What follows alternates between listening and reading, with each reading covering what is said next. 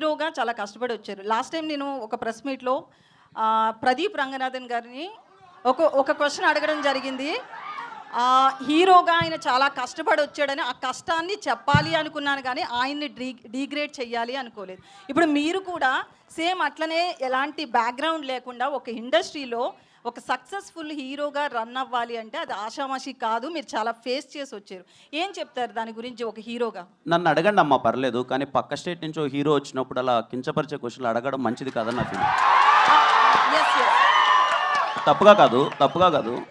నన్ను అడిగితే మీరు కానీ నేను కానీ మనం అవుటమ్మా. మీరు నన్ను ఒక మాట అన్నా పడతాను, నాకు ఏదైనా ఒక మాట చెప్పినా పడతాను. పక్క స్టేట్ నుంచి ఒక హీరో మన దగ్గరకు వచ్చినప్పుడు మీ లుక్స్ ఇలా ఉన్నాయి ఏంటి అని చెప్పి అలా కించపరచడం అయితే నాకే చాలా బాధగా అనిపించింది. పూర్తిగా విన్నారా కిరణ్ గారు? మీరు క్వశ్చన్ చాలా మంది కట్ చేసి పెడుతున్నారు, అది విన్నారా పూర్తిగా? చాలా మంది జర్నలిస్టులు కూడా ఒక పిఆర్ కంటెంట్ని యాడ్ చేయడం కోసము జర్నలిస్టులతో ఎంకరేజ్ చేసి ఏదో చేస్తున్నారు. ఓకే, అదంతా వేరే విషయం.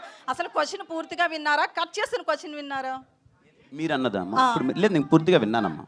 అంటే నా ఉద్దేశం ఏం లేదు. విత్ రెస్పెక్ట్ టు యూ అండి, విత్ రెస్పెక్ట్ టు యూ నేను అడిగింది ఏంటంటే, నేను అన్నది ఏంటంటే, నిజంగా పక్క స్టేట్ నుంచి ఒక హీరో ఇక్కడికి వస్తున్నారు అంటే మన రెస్పెక్ట్. బాలీవుడ్ అని ఉండదండి. అతన్ని నేను ఏమడిగాను అంటే, మీకు సరే నేను ఒక విషయాన్ని అయితే అందరికీ చెప్పాలనుకుంటున్నారు.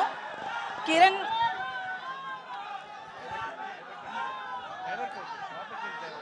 ఒక్క నిమిషం, సారీ అండి, మీరు అడగండి ప్లీజ్, మీరు అడగండి. నేను ఒక హీరో కష్టపడిన దాన్ని చెప్పించాలి అనుకున్నాను కానీ ఆయన నేను తక్కువ చేయాలనే ఉద్దేశం నాకు లేదు.